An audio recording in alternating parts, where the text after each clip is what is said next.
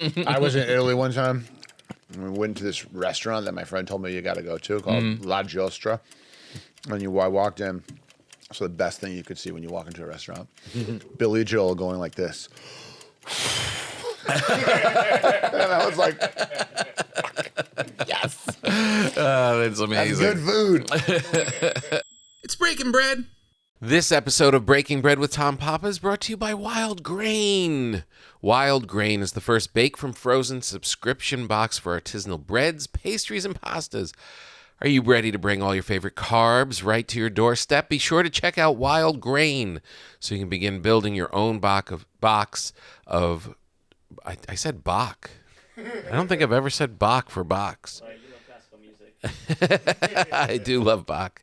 Artisanal breads, pastas, and pastries. For a limited time, Wild Grain is offering our listeners $30 off the first box, plus free croissants in every box when you go to wildgrain.com/papa to start your subscription.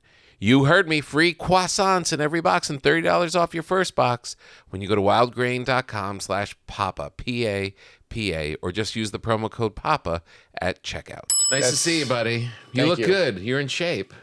I had some work done this morning. What'd you do? I had a face tuck. Mm-hmm. That's where they kind of tuck your face into itself a little bit to get rid of the buccal fat. I would love that. Buccal fat. Do we know what that is? Do we have clarification on it? Can we guys check that? Buccal. It is Thank buccal. You. Yeah. Anyways. It looks like a person, but it's AI.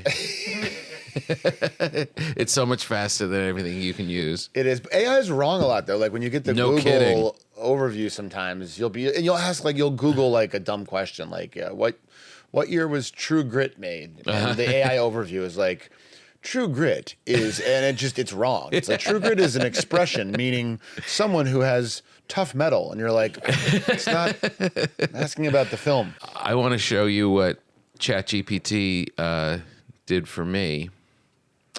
I asked for some, where is it? This is great podcast right now. This is really good. You want me to do my phone? Do you have it? Yeah. The images that they put of me? Oh, my God. Oh, yeah. Oh, no. Thank you. See, AI can talk to AI. That was me eating bread. Did you offend someone who owns ChatGPT? And then I was like, no, not that fat. That's. I said, this is what I said, not that fat, comedian Tom Papa. Both those images look like they would host a film critic show. They look like, and neither of them look like you at all. Yeah, two thumbs down. 2 thumbs down, and not. Do you know what you look like?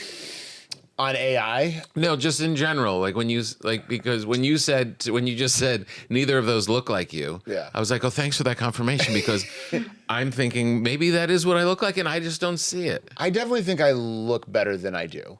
You think you look better than you do, right? I don't look as good as I think I do. Oh, interesting. You know what I mean? I think sometimes I'm looking like I'll be on the red carpet. Looking pretty good, yeah. I'll be like, I'm kind of killing this moment. And then I'll see the photo the next day and I'm just like, ooh. Hey, everybody. Ooh. I have a distorted, I feel like I'm somewhere on the Wahlberg spectrum. Uh-huh. You know, not quite Mark, not quite Donnie, not quite the one who owns the hamburger stands, but you the do, other one. For the record, I mean, you're humble, but you do get up at 3 a.m. to work out every day. And pray. And pray. Would you get a quick prayer break real quick? Let me get my prayer app. I have a new prayer app. It's a rival one. What's it called? Faith app. Faith app? I'm sure there's already a Faith app. Are you lying about your Faith app? No, it's important to me. I take it very seriously. So somewhere in there. Yeah. Right. 3 o'clock. 3 o'clock. We had Joel McHale on, and he told us that if he travels and has like a 6 a.m. flight where you got to leave the house around 4:30, he'll get up early to make sure he gets his workout in before he goes. It's crazy. I will say, he's got a great body. He does. Whenever I see him, I'm like, he's tall. Yeah. But his lean, muscles. But he's very muscular. It's very tough to do. Yeah. It's all great for comedy. He's one of the guys who kind of blows it out of the. Because normally comedy guys, you got to be built like I don't know, like Buddy Ebsen. Yeah, right. Yeah, or like Farley or something. You know? Honestly, like that the fat Chat GPT image of me, I'm like. It's pretty good. That guy would be pretty successful. That's a very successful sitcom actor. Absolutely. You know what I mean? Like that guy is really gonna kill it. People don't like you to be in between. No. And when comedy people like really get tense, sometimes people get a little upset. Right. Yeah. Congratulations on your new series. Thank you. Running Point. It's available to stream on Netflix. Do you mind if we stream a couple episodes real quick? Yeah. Could we? Maybe do a little live commentary. Wait. What? Running Point? Running Point. Oh, and then I was the talking studio. about The studio. studio. Yeah, studio. Yes. Sorry. Yes. The studio because. You work so come much. Out yet. You work so much. Well, they just happen to kind of drop at this around. You do work same a lot, time. though. Are you up early at this point? I wake up at 3 a.m. even on days where I have flights. Just to go over my lines. Do you just get offered things now, or do you still have to audition? I will still get asked to audition for things, and I would audition if it was like the right thing, But Sure. A lot of times it's just things where I'm like, what? An independent movie shooting in Michigan, which whatever. But I write, so I'm able to kind of do that, and then every once in a while you get like a show like The Studio where I'm acting in that. Too, Yeah, which is, that looks very cool. Very fun, very fun. We just were in Great South by people and in it. had the premiere, which was it played great. Why is everything on Apple TV look like a great movie? Like money, honey. So they're putting just what is it physically? It's like the cameras are better, the cinematographer They have a is better. secret bunch of cameras that no one knows about. It really does Apple feel that cameras, way. No, I think it really does come down to I think they do put a lot of money into their shows, into the production of their shows, right? And that gives like when you have guys like Seth and Evan who have a real vision. It allows them to hire, people like Julie was our production designer, Julie Berghoff, who's just a genius and created this insane looking lush world. Yeah, and it's just lush. It's beautiful. It's gorgeous. It was the nicest set I've ever been on. Really? You feel it when you're there. Yeah, just and the way they're shooting it, it allows them to have Adam, our cinematographer, just create these insane looking shots where there's just a lot of movement, and so I think that's it's really nice to have shows that invest or have places that invest in their shows. The quality of their shows. Yeah, man, everything looks good, and I'm not saying everything on Apple's good. But when I watch it, I feel like, you know what? I'm not going to tell anyone I don't like this because this looks good. They make it look nice. They really do. Tim Cook, Tim Apple. Yeah, he's doing really good. But what is your character in it? Seth is this big. He gets to run a studio. Yeah, so the show's centered around a studio, hence the title. But it's one of the last movie studios in town that's not owned by a multi-billion-dollar streaming company. And in the first episode, he kind of we're both creative executives there. Okay. And kind of old buddies. And the head of the studio, who's played by the great Catherine O'Hara, she leaves and is fired. And so I kind of think I'm going to get the job, and Seth thinks he might get the job, and he gets the job. And my character, Sal, kind of instantly makes the decision to okay, what do you need, boss? You know what I mean? Get on board. Right-hand man. Right-hand man. How can I continue working here? Because I really don't want to move to Carlsbad and work for my brother-in-law at his fucking app. So the show really, it's I think a blistering love letter in a way because these guys love this town, they love this business, and but they also are very honest about kind of the way it is right now, the way it's perceived right now, what people are trying to do. So they thought setting a comedy in that world would be really funny and interesting, and I think they perfect did it. timing. So great. How funny are you in it? On the giggle scale? Yeah. On the giggle meter? Did they give you a lot of funnies? They gave me the analytics I got back from Apple were pretty staggering. Yeah. The laugh ratio, they haven't seen this in years. I heard since Don Knotts.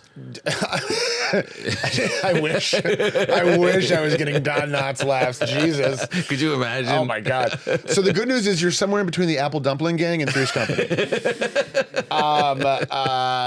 No, they wrote a really fun character. He is definitely like, he's been working at the studio for like 25 years. So he was there in the 90s and the 2000s when shit was crazy.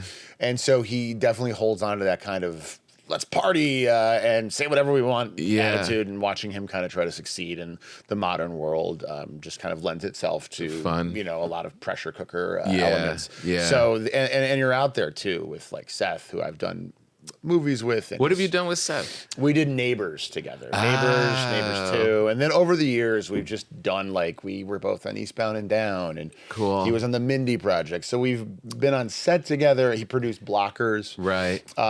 But getting to act, every day for many months at a time with him and a great actress named Chase Sweet Wonders, who plays kind of the young buck who's, trying to jockey her position. And then Catherine Hahn, who is I've been obsessed with for many, many years. Oh, cool. And now to get to work with her, which she's just playing this part full tilt. Yeah. She is just insane and so great. So funny. So it was just a blast. Does Seth smell like marijuana all the time? I mean, I'm not with him all the time, but often. Right. When you're with him? Actually, no, he actually kind of doesn't.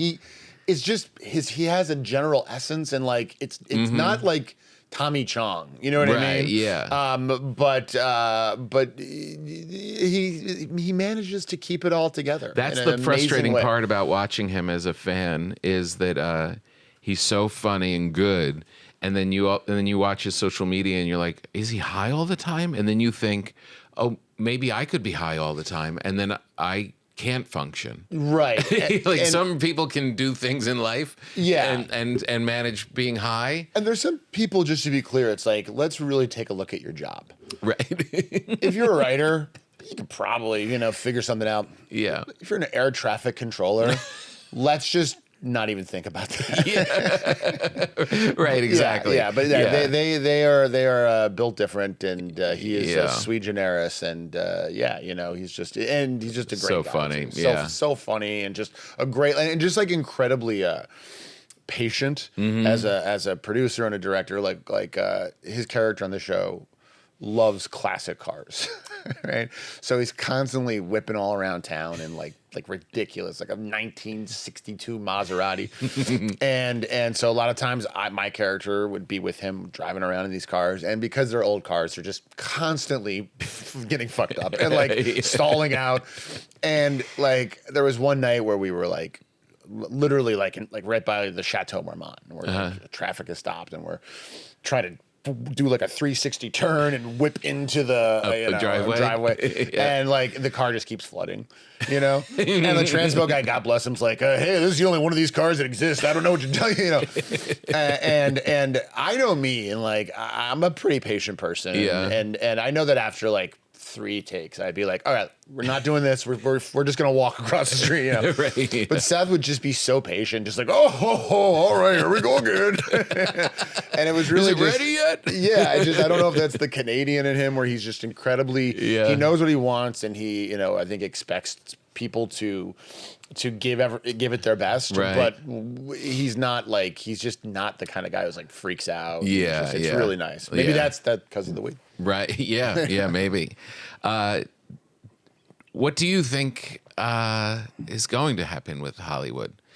We're in this very weird time where, these little these people who make things on Instagram are checking things out in the studios, and they're empty, and we know a lot of people that are out of work, and we came out here and it was it was exciting, and there was always a feeling that stuff was happening. Yeah, and now it feels like a little. Can we finish this up, because I have an interview with Vinny DeMoron from Instagram. It's just his analytics are really crazy, and he can see me in the next half hour. So if we could. I'm sorry to interrupt with a bad joke. It was pretty good. Thank you. Well, the not scale. It was so good that I didn't know. I pretended to laugh because I wasn't sure if I was missing it. Just not getting it. God. Do you like all the pastries I got you? I'm staring at that You can chocolate eat chip these cookie. as we go. I'm going to take my time. I'm Okay. taking my damn time, but that chocolate chip cookie is going to have some issues with me. Yeah, this is from Lodge Bread because I just got off the road, so I couldn't bake you my bread. This is not Pop Original? No. Bye, guys. It looks incredible. And this is my absolute favorite kind of bread, like a crusty a sourdough with, just like that. That you can take that home. What do you got there? Is that like an Apfelkuchen? What is this one, Rach? It looks like it has a cranberry in it. Oh, that's bread pudding. Bread pudding. Jesus Lord. Oh my God, that's good. Where's it from? Lodge Bread. These guys are killer.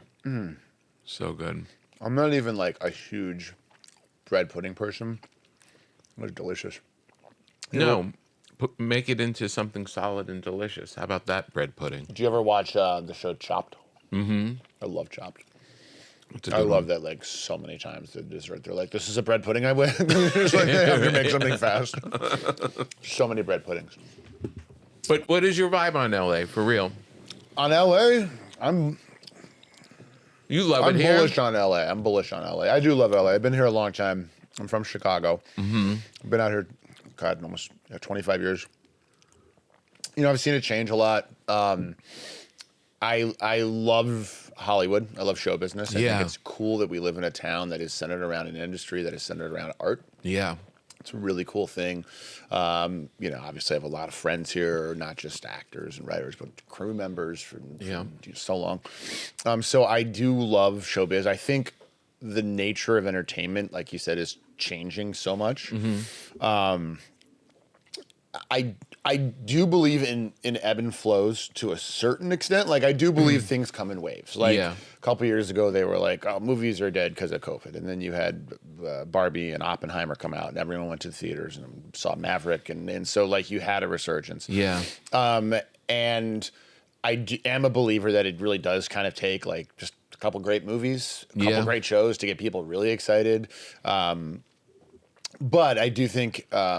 Something has kind of fundamentally changed a little bit forever. I think the places that make stuff. I think like just a lot of trillions of dollars of capital have vanished from America in the since we've started. So much money's gone, and it just feels like they still need a lot of content. There will always be a need for content. There always has been on some level, but they will try to make as much stuff or maybe a little less for cheaper, right? I think that's going to be a big thing. I think people who, they definitely want people who are like, hey, I made a show by myself, and now they'll pay you money on it. And ostensibly you're paying out, people who have worked on it, your talent and your crew and stuff. So that's a model that's, and again, along with the despair and sadness of seeing this contraction hit so many people we know. Just a lot of friends of mine are just like, yeah, I'm fucking out. You know what I mean? I'm moving. I'm getting out of the business. Yeah. And that's sucks and it's just horrible and it's just that's a huge bummer. I try to also find like things that still excite me about it. I loved Honora. Yeah. And I thought the fact that a guy made basically like a comedy for $6 million that won Best Picture that people are now starting to watch is inspiring. It's exciting. It's exciting and cool. And like, it's like, it reminds me of like when they thought movies were kind of dead and then guys like Soderbergh started showing up and then they had a whole new wave of, Tarantino and stuff. Yeah. So they're amidst a lot of uncertainty and a lot of just hard times. I try to recognize that, but also find things that are exciting. Yeah. You appreciate like a great show when shows that you have to watch. You know, like we're very like Sunday nights now, we're like, we have to watch White Lotus. You know what I mean? Like that is a thing that I think. And another kind of, if you call it like a positive is if they, do end up making like less stuff maybe that means that people will still watch, but people will start to watch more of the same thing, and we'll find to redevelop a monoculture a little bit. Yeah, you know what that I would mean? be nice. It's just nice if there's things that I think one of the things about what we do is that it gives people like a thing to talk about. Like, it's just so. And that we're all in watching the same thing, like that universal experience. Yeah, like we'll never ever again get like the MASH finale. Yeah, but like just to have things that I think people like even like Game of Thrones was a thing where it's like, you know what I mean, where it's like people were really excited and different kinds of people, not just showbiz people. So, anyways, that is another possible bright part of what's happening. Yeah. I had a series of meetings, not to brag, where I went on. Really threw that in my face. Where I went on into buildings with people. Did they give you water? And they gave me water and a pass. Congrats. You got the pass. If you get the pass, and you parked. I don't leave for hours even after the meeting. I just wanted to stay. It really was so I call great. people. I can't talk right now. I'm in a building. Yeah, I'm on the lot, and it really was great. And like they don't meet with a lot of people. Like it's all just. But it made me think. Like if I'm walking through and having these meetings with these people, like maybe it's starting to happen a little bit more. And you have all these bright people. The people that work there and the people that are pitching. And it's like everyone wants to do it. Yes. And I remember somebody saying after COVID, it was going to take us 10 years to get back to what we were 2019. You know what I mean? And we're at 5. Yeah. I mean, and it feels like I don't think it's going to go to 10. I don't think we need that. But I feel like you can feel the wheels starting to. Yeah, I really hope so. And again, too, like it's always been the same thing where it just takes that one thing to kind of start a little fire and just kind of then get everyone really excited for the whole thing. And then people start reinvesting in it again. You know what I mean? I think you will have like smaller entities, like I love that we have companies, like A24 now, and Neon, and just some of these great smaller places that will make great stuff. Yeah. Try to keep it, the costs down a little bit. Make a profit. And then people will see that, oh, yeah, that's a good thing to invest in. Yeah. The model of a movie has to make $1 billion to make money. That can't be good. I don't know anything, but I know that can't possibly. I'm no economist, but so hopefully they figure it out a little bit. Yeah. Are you always noodling around with your own ideas? I know you write and do stuff. Like, do you? I still get like goosed a little bit when I think of like, oh, that would be a good show, and then I think about it for like 3 or 4 days. I'm like, oh my god, this is gonna be great, and then I like Google it. I'm like, oh, this was done like 2 years ago. Somebody already did. Yeah, it's done. It's on the air right now. That happened to me one time with a podcast where I wanted to do a podcast, but I wanted like a fun hook for it, Yeah. And like bread based. Like basically, it was not baking bread, but if I was like making rice, right? Definitely a starch based podcast. I'm gonna take a bite of this right now before I tell this. Oh my god. Hey now, that might be Jesus. It might be Jesus. It might be Jesus. That's one of the better That is a chocolate chip cookie. Chocolate chip cookies I've had in a very long time. It is really good. Man, those guys are good. Jesus, a lot of butter. Mm-hmm. Feels like they put in a lot of cold butter because it's got crunch. And I feel like I don't know how they got it in there, but you can taste the grandma hands. I can taste it. I can actually. I think I have like a grandma hair in it, but I'm loving it. It's a joke, by the way. But it makes you feel cozy. And it's a joke, by the way. There are no hair in these cookies.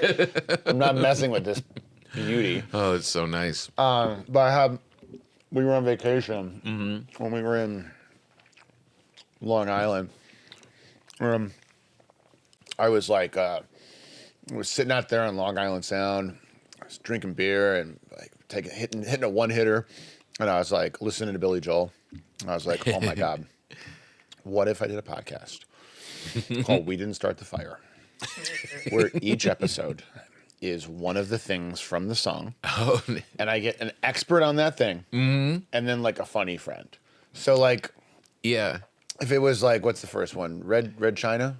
Yeah. China, Johnny Ray, maybe Johnny Red China. Ray. I get like an expert on China, Right? And like you know what I mean? Yeah. And like have this very stupid conversation. That'd be great. I've never in my life been more excited. I spent the next 48 hours like writing notes down, like ignoring my family, being like, "Oh, that's a good one for Bobby Lee." You know, Sigmund Rhee, Bobby Lee, that's perfect. You know, and I'm mapping it all out in my head, and I'm imagining me accepting like a podcast award, you know. And then like 2 days in, I was like, I'm gonna get the rights to the name right now, and I looked it up, and there's a podcast that's the exact same concept. No, the whole thing, the whole thing, the exact same. I mean, it's just two people doing it, breaking it down, but I was just like, God damn it. And they were like already into it, and I was like, it's a bummer. That would have been a good one. So I'm going to do it with It's the End of the World, and we know it. Yeah, you can do that. It's another name list-based song podcast. Yeah, I wonder what has more things in it. Definitely actually. We Didn't Start the Fire. Yeah. Yeah. Can he still sing that off the top of his head at his age right now? Depends how many bottles of vino he's had. I was in Italy one time. We went to this restaurant that my friend told me you got to go to called La Giostra. And I walked in. So the best thing you could see when you walk into a restaurant, Billy Joel going like this. And I was like, yes. That's amazing. That's good food. That's a Gandolfini ending. Right? It was in Rome, right? Was it Rome? Italy? Oh. Yeah, Italy, a huge meal. I kind of struck up a friendship with his son. Not only a lovely guy, but a very watchable actor. Go figure. Yeah, God. I love when I say that and people are, and then you're like, oh yeah, his dad. Yeah. It's like people on our show, on the show Running Point, are like, Chet Hanks is a great actor. I'm like, guys, fucking Tom Hanks' son. Yeah, even if he got 1/10 of what that guy had, he'd be great. Dude. I see Nicholson's kid out there now in movies, and I'm like, fucking fantastic. Yeah. Like, that's what I want. He's kind of a good actor like his dad, and he looks cool. You had the opposite, where you are the actor, and everyone's like, who's this guy? Oh, it's Ike's dad. Oh, yes. It was kind of went the other way. Yeah, no, he is definitely... Your dad killed it. Yeah, he was... wanted to be an actor when he was young, and then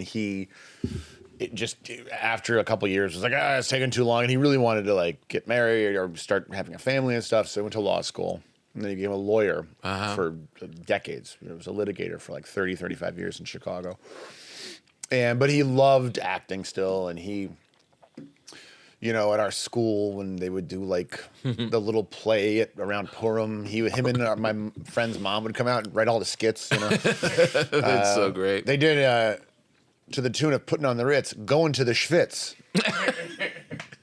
We have a clip. Can we play the clip? Putting on the Schwitz. But so and then when I started doing improv, and when my brother started doing improv, he would come to every show, and there was a couple times where we brought him up on stage and did shows with him, and so he kind of just always still had that little fire in him. And then a couple years ago, a friend of a friend is like, we're doing a fake show about a jury with a judge, and would your dad want to put himself on tape? And I was like, this sounds very low stakes. Yeah.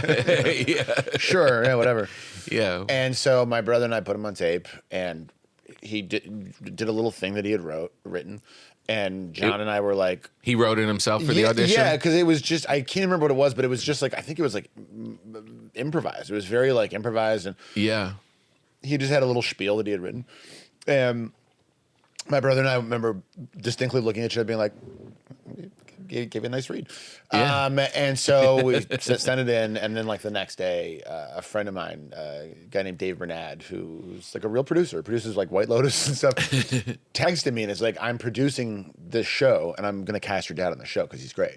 Like his tape is so great. So good. I still thought he was kind of like. And did you know it from the tape? Were you like? I still didn't even know what the show was, and I just thought he was good. Who knows? But he was good enough. He was good enough for and they got sent up to this producer. Producer's like, wait, I know Ike and John. He's worked with my brother. He produced Superstore, anyways. So they cast him, and he he comes to LA. He was living in Ohio and Chicago. I thought he was out here. No, he was not a local hire. So which meant he was staying with me for a little while. It was great because he was getting to do the thing. Yeah. But at the same time, it was just like, I've been working all day, and then he comes home and he's just like so jazzed. He's like, who the real heroes are, the second ADs. And you're like, I know. I mean, they're the ones that see everything. But anyway, so he shoots it, goes back, and then the show comes out and it's Jury Duty, and it's a huge hit. And when we talk about shows that kind of change a little breakthrough, all of a sudden they put it on Freevee, and a lot of people watched it, and so it was really good, and he really, I thought, just killed it, and it was. So now he is an actor in LA. He is LA Tech Avail, and he's in your guest house waiting for offers. He's waiting for offers, but no, he's been in a few things since then, and he's doing it and loving life. And at what point do you start getting feedback where it's starting to get to you guys and to him that he's a really big part of why this is good? Like, people really loved him. Oh, I mean, I probably like halfway through, I was realizing the part is bigger than I kind of imagined. They kept featuring him. Yeah, But when they did the finale, when he kind of is the one that reveals to Ronald, that's where I was like, because if that moment doesn't work, the show doesn't work. Right. People would get angry. Yeah. And I thought the way he did it was like managed to walk that perfect line of the joke's on you, but we love you. Yeah. And so it was such a blah, blah. I know so many people were like, I was crying during that moment. What the hell? So yeah, we were just really blown away by how great he did on that, and I think he needs to be a judge more often. What was his diva behavior once it started to hit? Like, what was he doing around the house that was? Did he bring in a couple assistants? Like, what was? Was he making you do the cooking? What was happening? I don't know what we're calling them these days. Sex workers, I guess. Bringing them to Shabbat dinner, and that was ridiculous. No, just telling you to deal with it. No, it's adorable. It's like when they were doing like award season, and he called me and goes, okay, so I'm going to a gifting suite. How does that work? I'm like, here's how it works. Don't be a schnurr. Take like one or two things. Take a windbreaker, and then take a thing that is like a toaster, but it also has Wi-Fi, so you can play music on it. And then that's it. But no, my brother and I are just absolutely delighted by it. And so cool. It's great too. And we put him in Running Point as the family attorney. Seth Rogen put him in the studio. He's like the projectionist who was like, I film this shit. So Ben Affleck put him in the accountant too. Wow. So yeah, no, he's LA Tech Avail, and we'll do your project, but only under any circumstances. Now, what does that say to you as someone who acts and someone who casts people in things, and that you have someone that hasn't been studying, like he did a couple of things at school, and shows up and kills it? Like, what does that tell you about acting? It tells you that acting is much easier than practicing law. Because if all of a sudden I was like, I'm taking the California bar. Do you know what I would get on the California bar? I would get whatever the lowest score is, add 4. Right. Like it would be like I wouldn't even be able to metabolize the questions. Yeah. But I also do think it shows you that you can work hard in this business and learn things and move up, and there are plenty of people that have achieved greatness that are bad. Right. Yeah. They can't act. But there is something to be said where it's like you got a little spark, you got the thing. Yeah. I think it comes down to, are you afraid to not look kind of dumb? Right? Like either you have that or you're just like insanely hot. Right. That's every actor. You know what I mean? Are you completely afraid to like be stripped naked and have like a scene where like people are making fun of your body? Yeah. Or are you just like the hottest person in your town? Right. And so I think he lies more in the former, although being hot. Yeah. No, being stripped nude right. and made mocked, which we've never done and we wouldn't do, but metaphorically.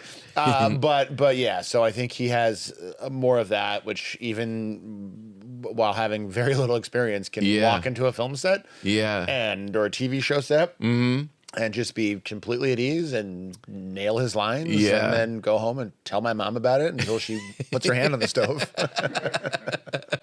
I wonder if there's something like genetically that like he wanted to be an actor and was poking around doing little things. Yes. Like I wonder if there's like a genetic thing that he passed on to you guys and you guys had the ability to go take it and run with it and go do it and not have to go to law school.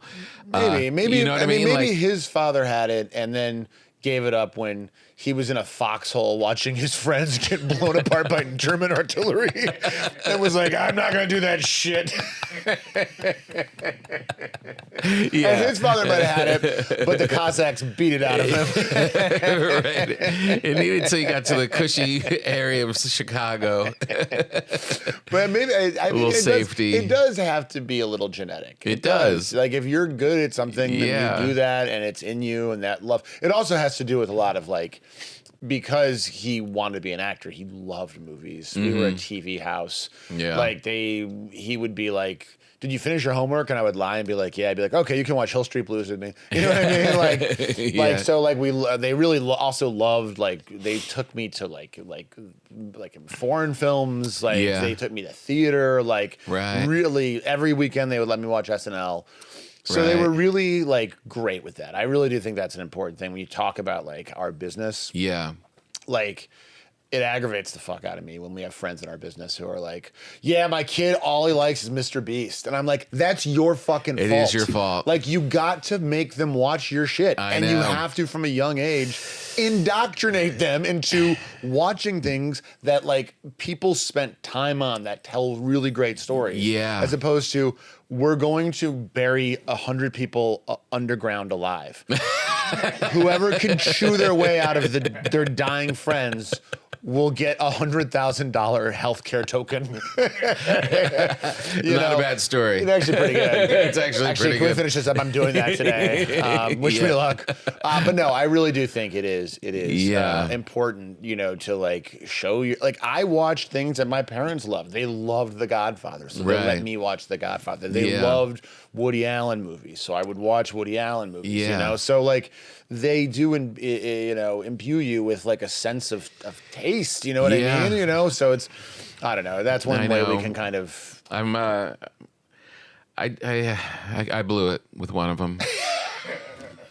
There's a big Desperate Housewives, Real Housewives fan in my house that really broke me. I was like, I would try and show her things, all the things you listed, and just nothing. Like blackout, just cry, look on her phone, and then the Housewives of Atlanta came on, and I will venture to say, Housewives of Atlanta and every sitcom you love and every drama you love are all in the same bucket.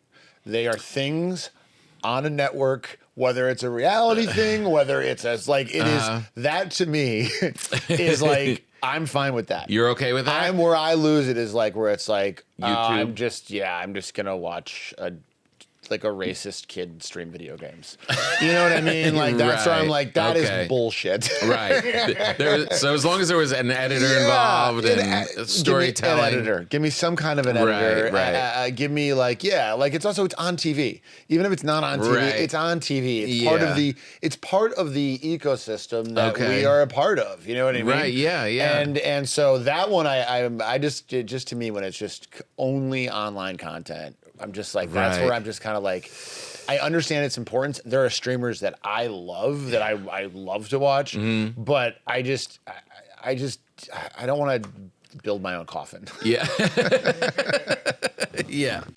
When you go on YouTube, what pops up on the page before you start searching? What do I got? All right, I got I mean, I have definitely like just clips from movies. Yeah. Like whatever. Like I was just watching a bunch of clips of Hell or High Water. Great movie. Taylor Sheridan. It's Chris Pine and Ben Foster. Jeff Bridges, where he's like he's the sheriff and they're robbing the banks. That's a good Jeff Bridges. Thank you.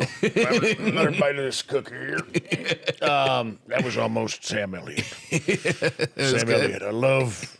What's this bakery called? We talking about large bread. I can't even get my voice that fucking low. So there's clips Bread from movies. pudding in my day was not square. I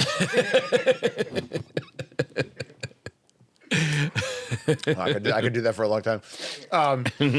I have definitely a lot of food videos. A lot of food. A lot of food videos. I love that's to cook. cool. Cooking is probably my Oh, you do? What do you cook? Pretty much everything. My specialty right now is chicken cutlets. Ooh. Yeah, I made them last night for my daughter's birthday. Mm-hmm. I will say they're the best I've ever had. Breaded? Breaded. I mean, I do a proprietary breadcrumb mixture where I take just like olive oil crackers. Sometimes I'll throw a little panko in there too, but then you put in like garlic powder, onion powder, Sicilian oregano. There's a great guy on Instagram named Christian Petroni who just shout out to him because he had a great video that sent me on my chicken cutlet journey. And yeah, I just pound them really thin. You fry them in extra virgin olive oil in like a shallowish pan, not like a big. You're not like really deep frying them. It's more like a deep saute. And yeah, they're just the greatest things. I make a lot of them, and then the next night I do chicken parm. And it's just they're like perfect. Like I put them up against any like great like deli in Jersey, you know, any Italian place. Like it's just I do it every week. Oh, that's great. And I've got it down to a science. At least 3 times a month I'm making cutlets because it's also great for the kids for their lunch and stuff. How many are you making in the batch? Last night was ridiculous. Last night took me forever. I love this. Usually there's probably like 4 breasts that you split and pound. So you that alone is like 11 or 12 cutlets. Right. The last time I had double portions, so I had like. Wait, 4 breasts goes into 4 breasts. You're splitting them. Okay. And then when you pound them and you butterfly them, pieces kind of fall off, and then you have the tenders, which are like little nuggets, you know. Yeah. So. Oh man. So yeah, they're so good. I would love to have you on Ike's Cutlets. Yeah. It's my podcast. Yeah. Where I talk to guests that I'm interested in but I'm pan frying the entire time, so I can't hear what you're saying. That's okay. So I'm going to be chewing the whole time, so we don't even need microphones. No, we don't have to talk. You can just be on your phone the whole time. I'll be just like, God damn it, need more fucking olive oil. But yeah, so That's amazing. I do love cooking. So there's a lot of Instagram and YouTube food content. No, that's great. Yeah. So and then do you like wine? I do like wine. I'm a little bit more of a cocktail guy. But I do love. My wife knows more about it than me, and she's always going to this great little store and bringing home wine. What's your cocktail? I do love Manhattan. That's like probably my number one go-to. I love a Negroni. There's something called a Vue Carré. You ever had a Vue Carré? That's really good. That's like it's like a Manhattan plus. So it's like equal parts bourbon or rye, cognac, sweet vermouth, like a spoon of like a Benedictine, some bitters. On like a big cube, and it's really strong because it's got like 11 alcohols in it. Yeah, that's a lot. But it's really nice. So I love. What's it called again? A Vue Carré. It's like a New Orleans drink. New Orleans. A Vue Carré.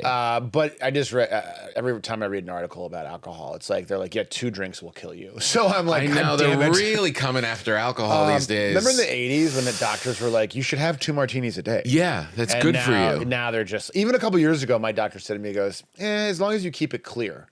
tequila, vodka, gin. I was like, okay. And now they're like nothing. Nothing. Not even fucking wine. I know. What's the point of all this shit? I don't understand it. But I always was like, well, Jesus drank wine. Literally, Jesus drank wine. Yeah, well, I think we can drink wine. It's okay. As long as you just don't do it too much, I guess. But they're really coming after it. Like it's that one guy keeps saying we're going to look at alcohol the way we look at cigarettes now. It's like, it can't be true. It can't be true. Cigarettes are so much worse for you.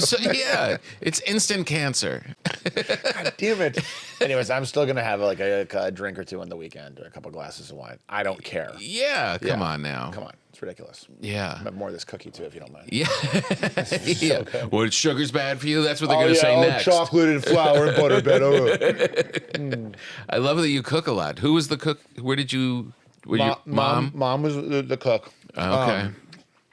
And she was a really good cook. Yeah. I love going to restaurants. Mm-hmm.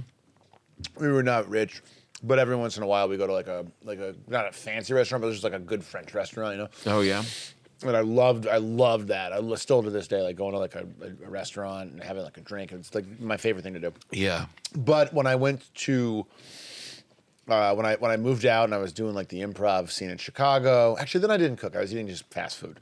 But when I moved to Amsterdam in 1999, I did cook there because the food then in Amsterdam was very shitty. It was just like, it was either you had like traditional Dutch food, which is, listen folks, they do a lot of things great. Banking, soccer. Yeah. Culinary delights are not what they're known for. I've never gone to a Dutch restaurant. Because we go out of business instantly. You guys want to go for Dutch food? Do you guys want some smoked herring with some rancid cream? But they would have like any of the places they colonized had like Indonesian food was big there. That was good. But you can't have like a giant Indonesian meal every night. Yeah. This episode of Breaking Bread with Tom Papa is brought to you by Wild Grain. Wild Grain is the first bake from frozen subscription box for artisanal breads, pastries, and pastas, and they're all delicious. Wild Grain's boxes are fully customizable to your tastes and dietary restrictions.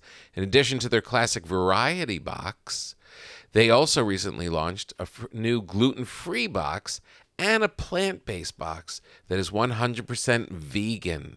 Ooh, Joe.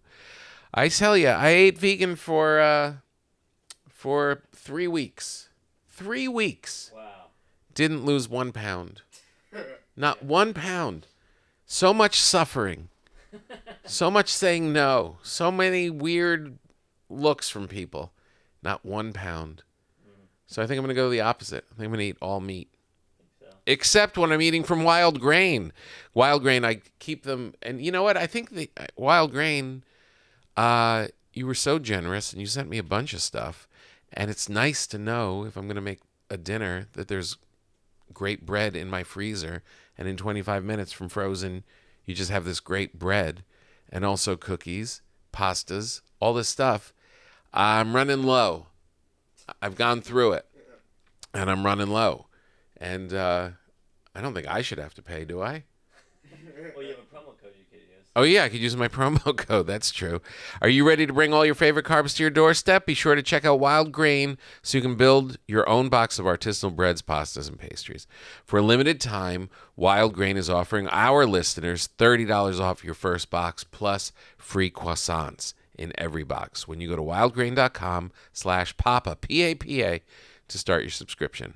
That's free croissants and $30 off your first box if you go to wildgrain.com/papa or use the promo code PAPA, P-A-P-A, at checkout. We love Wild Grain. It's good stuff. It's nice to always have it on hand. Thank you for being our sponsor. Also, we'd like to thank the good people at tompapa.com. The Grateful Bread Tour is out and about, and we're rolling around. I'm not sure when this one's coming out, so I'm just going to say go to tompapa.com. Look up my tour dates. I'm going to New York, San Francisco, run in Florida.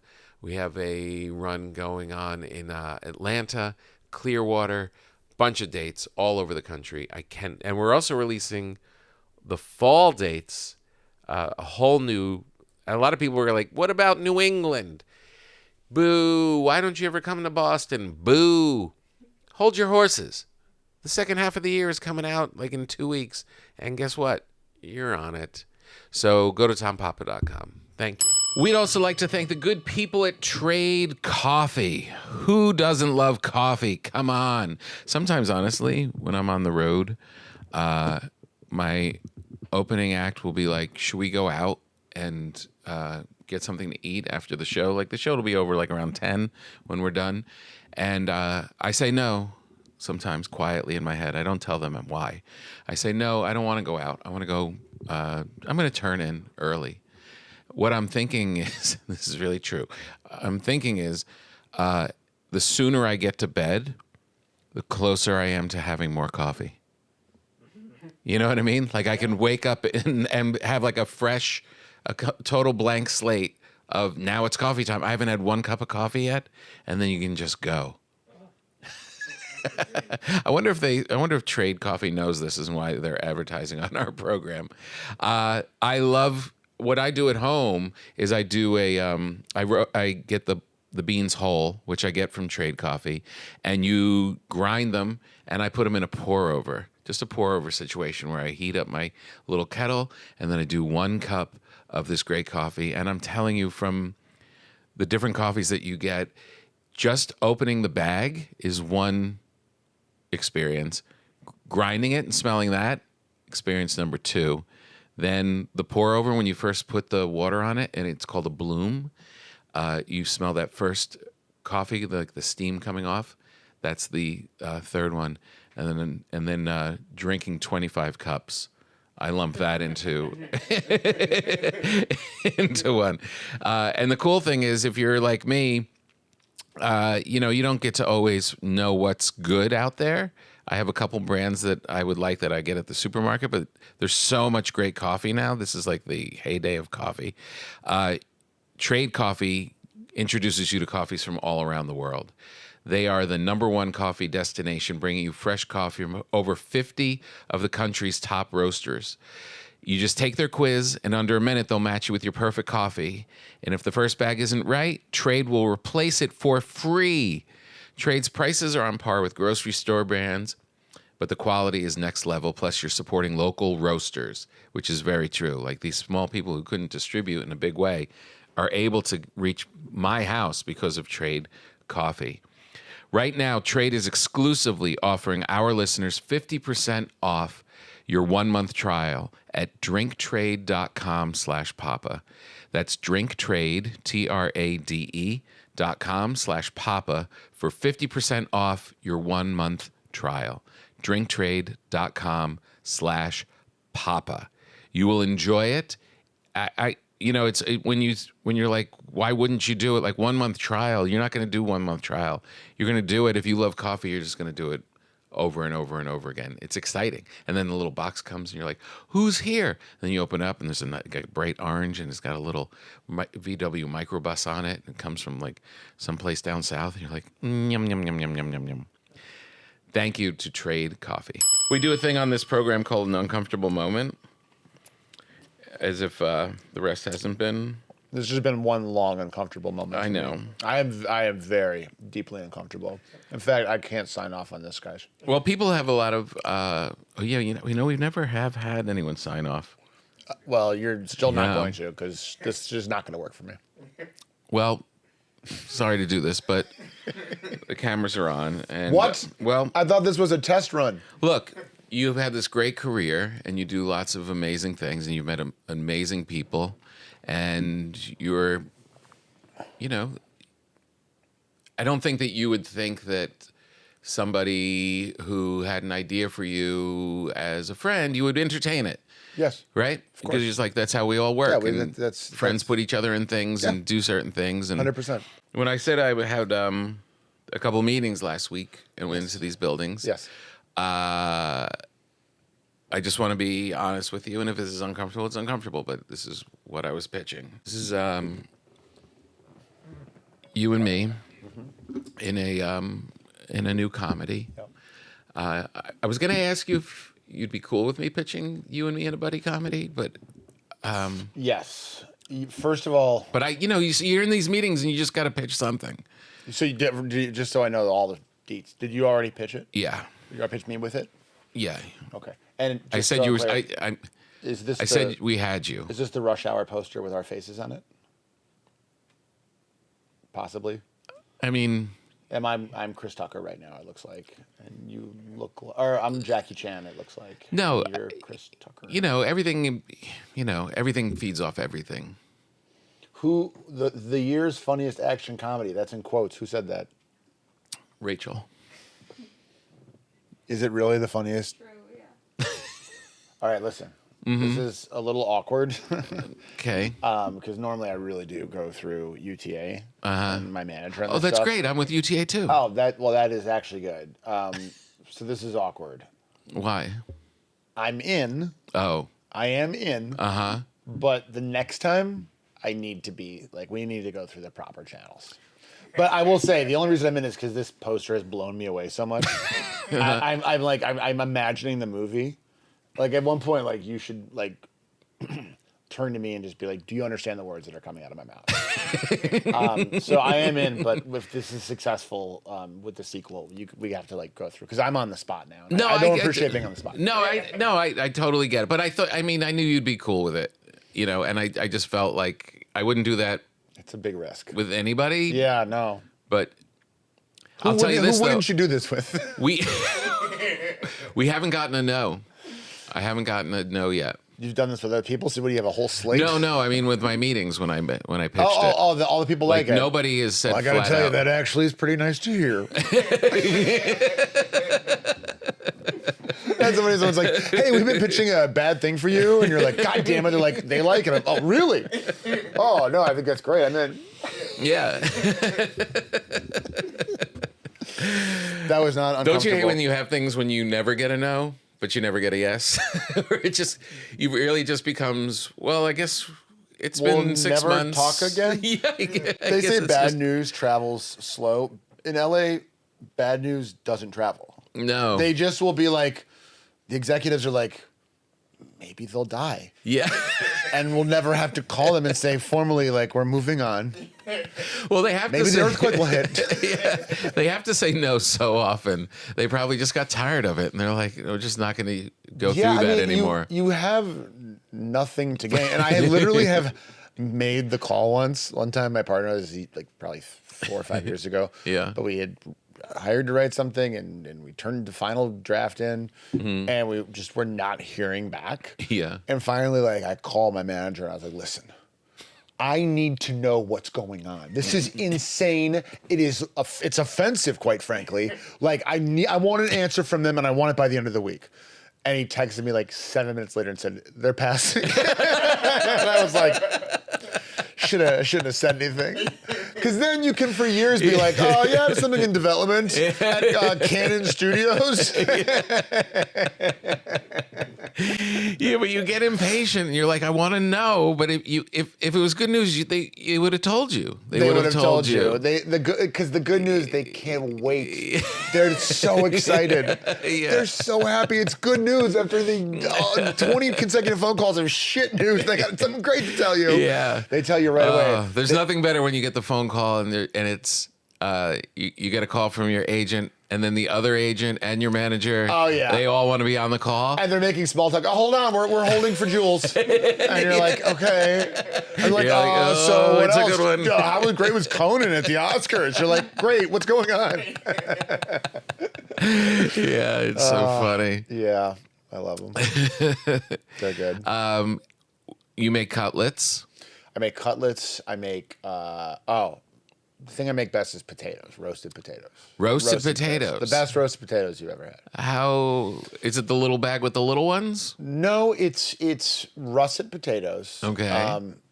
You ever heard of Heston Blumenthal? I don't know him. He's a really great British chef. Probably after Gordon Ramsay. He might be one of the more famous ones, but he's really more famous in the UK and Europe. And I saw a video he made years ago where he just made the best looking roasted potatoes, and I've taken that kind of recipe and molded it to my own. But it's basically you take russets, peel them, cut them into like chunks. Try to not make them too small, because they're going to get smaller anyways, And then you boil them, and you boil them for like a long time. You got to like really like the last couple minutes, make sure they're not falling apart, but they're looking like they're about to fall apart. I'm sorry, did you say they're peeled? They're peeled. Right. Then you take them out of the water and you put them on like a rack, like a cooling rack, and you let them steam. Like you let as much steam as possible get out of them, because moisture is your enemy when you want these, right? Because you want like a really good crunchy potato that is like kind of fluffy inside, right? Okay. So while they're cooling, they've cooled for whatever, a half hour, an hour. You take like a roasting tray and you get your oven really hot and you put whatever you're going to cook. I use olive oil. You put it in the oven, so it heats in the oven. And then after like 5 minutes, you take it out. You dump the potatoes in. They're going just put the olive oil on the baking pan but it's alone? You're using a lot of olive oil.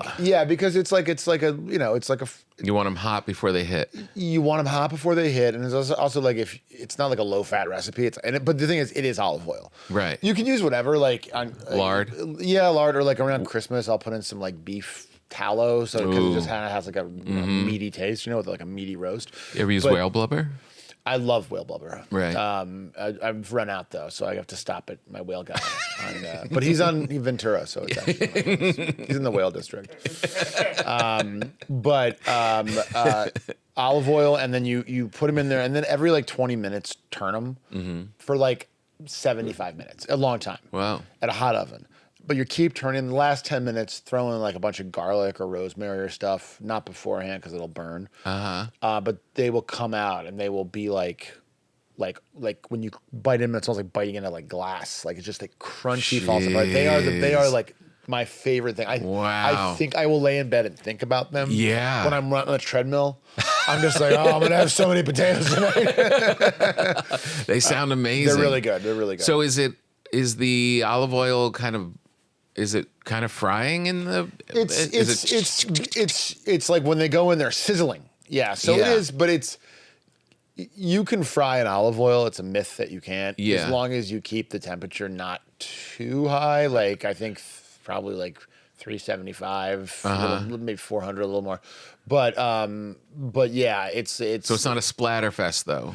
No, it's not a splatterfest. You just gotta, when you put in that initial thing, don't just dump them in. I'd kind of take a big slotted spoon and kind of like ease them in a little bit. But they're so good. Whoa. I do them with like I love like a good British roast dinner, where it's like a big piece of meat and veggies and those potatoes and gravy. That's like one of my dream meals. Oh, that sounds so good. It's so good. I want to try these potatoes. I'm doing a Splinter podcast from Ike's Cutlets called Ike's Taters. It's kind of like, remember The Walking Dead and The Talking Dead? Yeah. On Ike's Taters, we break down my chicken guest right by making potatoes.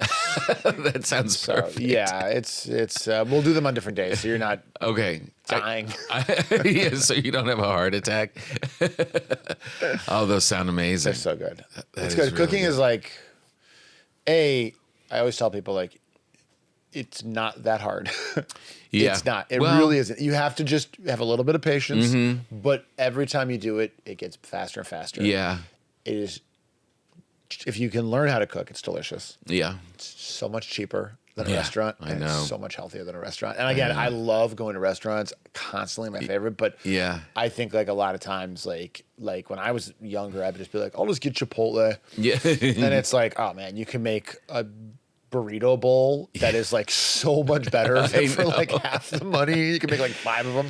It's crazy too, like being on the road and being like, tough. no, this trip I'm eating healthy. And you look at the list of like the stuff you ate and it's healthy stuff. It's like salmon and a salad, but you're gaining weight because there's so much. Their portions are big and butter they and slap just that like, butter on there. It's really, like on the road. I don't know how you guys do it on the road. Like that would be like a real struggle for me. It's hard, but it is to be able to go home and like spend like a half hour, an hour like chopping, sweating stuff. It's like really nice. But that's the thing. Like you say, it's easy, and it is. Anyone can learn it. But over the years of doing it, you just learn all these, just how to cut, little tricks, how to chop, how to do I made a lemon pasta last night for Fortune, and I'm really good at lemon pasta. I made lemon pasta last night. You did? Yes. That's so weird. It is really weird. I have so many lemon. I have a lemon tree, so I have so many so lemons. good. And I Myers made, lemons? Meyer lemons. Yeah. So I made lemon pasta last night. It's That's so the weird. best. It's great. It's the That best. is so weird. You know what I put in mine? Because I want it to be creamy, but I don't want to put in a lot of cream. Mm-hmm. Big, giant spoonful of like thick Greek yogurt. Really? Yeah, and it's thinned out a little bit with like the lemon juice, but it makes it like really good. I put a lot of Parmesan and olive oil and butter in it, but it is. Yeah, the butter. I'm making it tonight for leftovers. Oh man, So good. There is a butter version and a cream version. Yes. that I do, and I did cream last night because Fortune really wanted it, and I wanted to make her happy. Just hanging out. Yeah, her wife is out of town and she had a show. It was perfect because she had a show to go do in Pasadena or something. That's great. And she's like, "Can I come at 4 for lemon pasta? I have to leave by 5:30." I was like, "Perfect. Nothing better than a early Sunday dinner." And then they're gone, and then you then can watch she goes, TV. does her thing, and I just pat that's- around the house that is and the do all best. this stuff. Oh, so That's good. really good. Yeah, I'm a So big good. fan of the early dinner. Me Like when friends too. of mine are during the week, because like on the weekends I'm with my family. Yeah. But during the week when I'm having like a friends dinner, even a business dinner, I'm Yeah. shameless. I'm like, I can get us a 5:45 at Yeah. Ago. I know. You know, It's good. I don't think Ago's around anymore, but like a 5:45, a 6 p.m. dinner. oh, Actually, let's go perfect. backwards. Let's make it 5:30, 5 o'clock. 4. Let's Florida this bitch. But there is that thing, and I was thinking about it last night when I was making it, because I really wanted it to come off well because she requested it. So, and she loves that dish. So you don't want to blow it, you know? Yeah. And, but there's all of the experience of knowing like how this cream's going to evaporate Yep. and how to get it to that point where you're like all those little things about cooking that just, you just have to learn it through It's just experience. reps. Yeah, it's just reps. by reps I mean UTA. They represent me. Those guys are when I really cook. good. They're all in the room when I cook, visiting. Oh, and really? They come to your place? Giving me Oh, notes that's and weird because thoughts I'm and with stuff. UTA and they always say they don't come to places. Oh, did I say they? No, I'm with No, it's CAA. all right. It's okay. No, it's fine. I'm with the UGA. I'm with the United Jewish Appeal. I'm bringing this sourdough loaf That's going to your house. with me, just so you know. Yeah, that's for you. I bought that for you. That's really nice. yeah. That's And you can delicious. take that thing that's too crunchy also. That one I'm not going to take because today is my actual daughter's birthday, and we are yeah? doing a birthday cake. So Ooh. I already had So you could eat that in the car on the way. Oh, actually sounds good. No, I can't. I can't. Sugar, it does mess me up. So I have to be smart about it and choose wisely. Ozempic or no Ozempic? No Zempic. No Zempic. For me, Yeah. no Zempic. But For me? no Zempic. Okay. I am very pro Zempic Okay. because I don't know. It seems like it's helping so many people. I don't care if people are like, you're getting skinny the unfair way. It's like, shut up, bitch. I think it's like, and then you read more about it. You're like, oh, it can stop alcoholism. It can fight inhibitors that have the gambling and stuff. It Yeah. does seem that I know. the technology around the actual drug is a bit of a Wonder drug. Wonder drug, but it is I a know. real beautiful thing. So, but not for me. I just walk on a treadmill for 90 minutes with a weight vest on. That's good. Fucking die. With a potato in front of you. I was reading this morning about people that are microdosing Ozempic, Okay, so you're just a little not hungry? like a half of a dose, and it's more for inflammation. It takes down inflammation and helps with your heart and all of this other stuff. It's amazing. Yeah. It's incredible. Yeah, it's wild. Yeah, smoking, drugs, it just is a thing Yeah. that could really, I think, help people. So I'm, and I'm not just saying that because I'm on the board of Novartis. What they do with is totally independent. From You've what I always say been in good this about podcast. separating those two parts of your life. And I know the shareholders are listening, and so I want to give a shout out to Bjorn, Fjondan, and some other Danish names, Finnish names. Yeah. Finnish names. Finnish names. Yeah. Tell me about the Netflix show. The Netflix show is a show called Running Point. Mm-hmm. It is a bit of a pun because it's about a woman who becomes boss in this Running Point, but it's a basketball team. And it's starring someone named Kate Hudson. Maybe you freaking heard of her. Kate Hudson. Yes. Yes. This is a show that I wrote with my writing partner, Dave Stassen. You wrote it? I wrote it. I'm not acting in this. I wrote it, and I wrote it with Dave. Is this the one where the guy... I'm going to do Jiminy Glick. Is this the one with the guy... You never really did it. Was he in the bed and he was all on drugs? Drugs. Is it that one? He was out, and he goes, Lou. Was he on drugs? I didn't like him. I didn't like you very much. Oh, man, now I'm going to have to go home and watch some Jiminy Glick while I'm laying in bed tonight. But we were approached by our wonderful friend, Mindy Kaling. Yes. Who we used to do the Mindy Project with. And she pitched us. She, gave us... this just a layup. Again, no pun intended. But she just gave us this beautiful thing wrapped in a bow and was like, hey...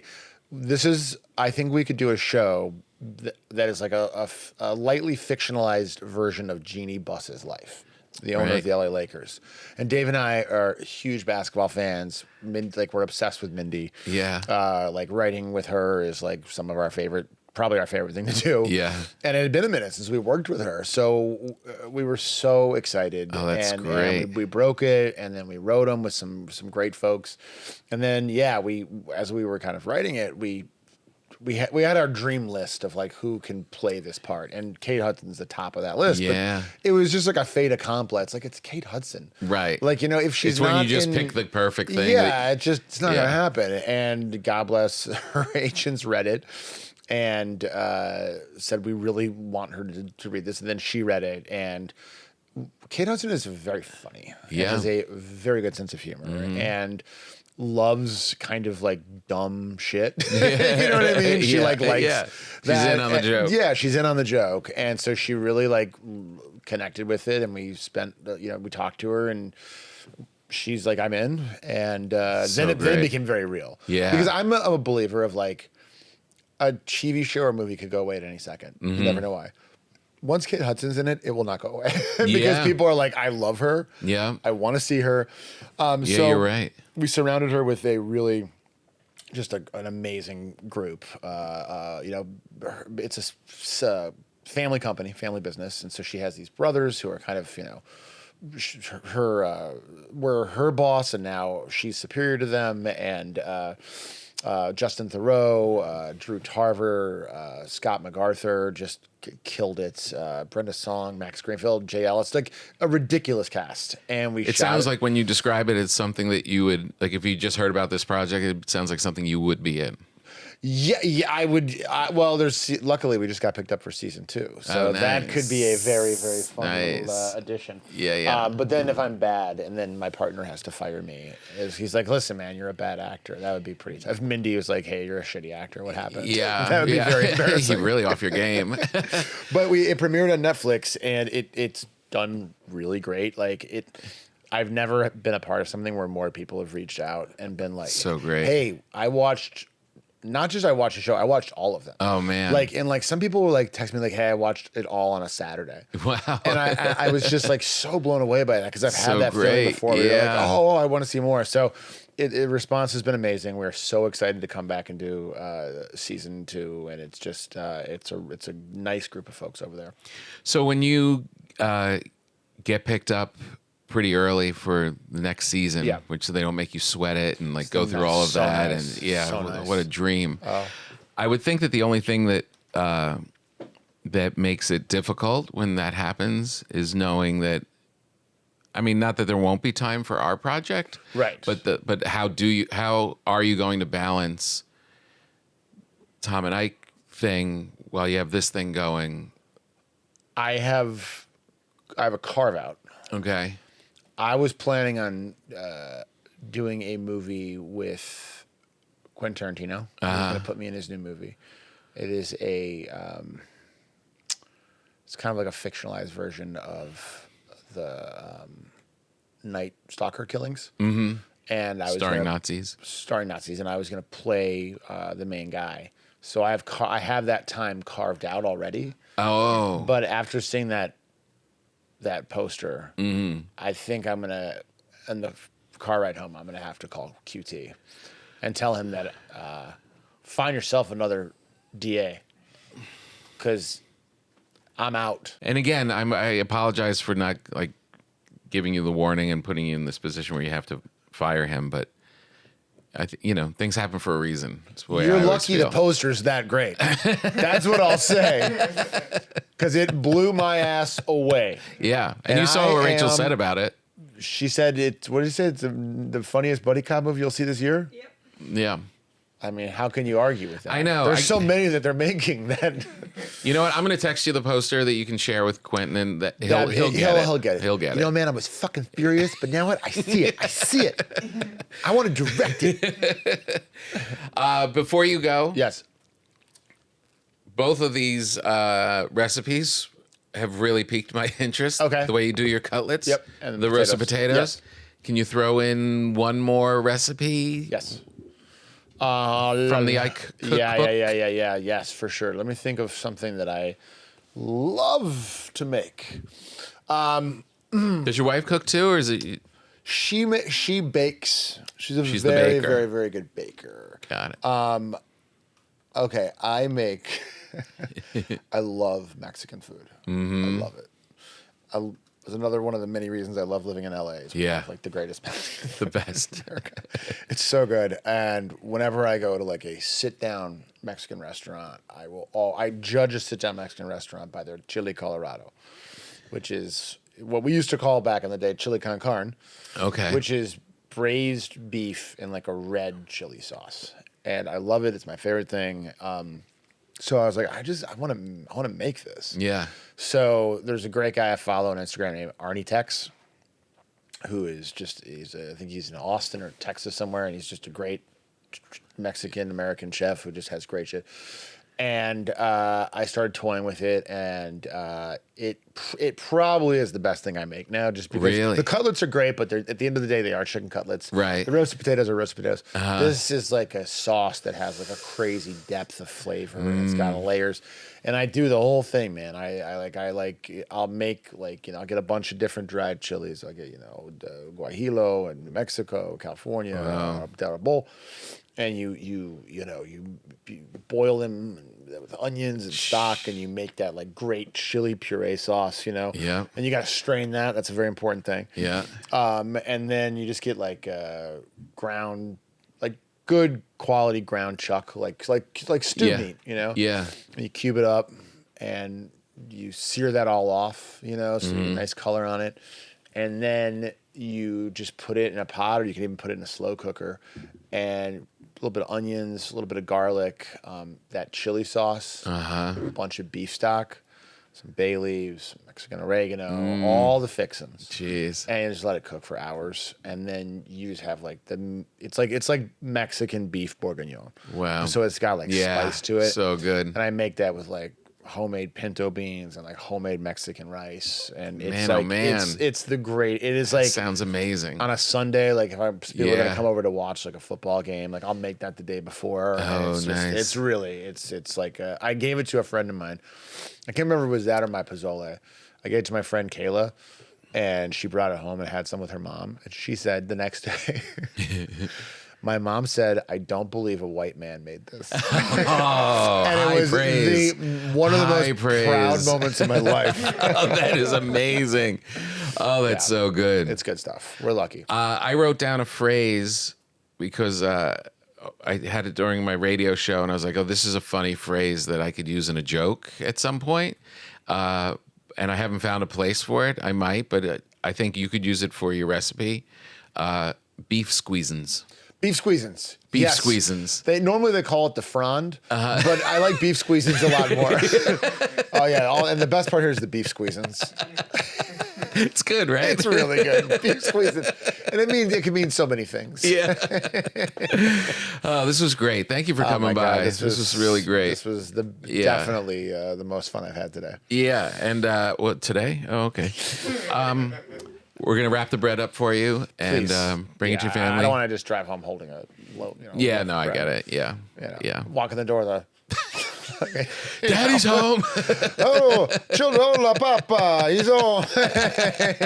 Papa. The Godfather Part 2 flashback. Hello, kids. I got bread from Mr. Papa. This bread is special. Very good. And I did as a podcaster, too. Go wash your hands.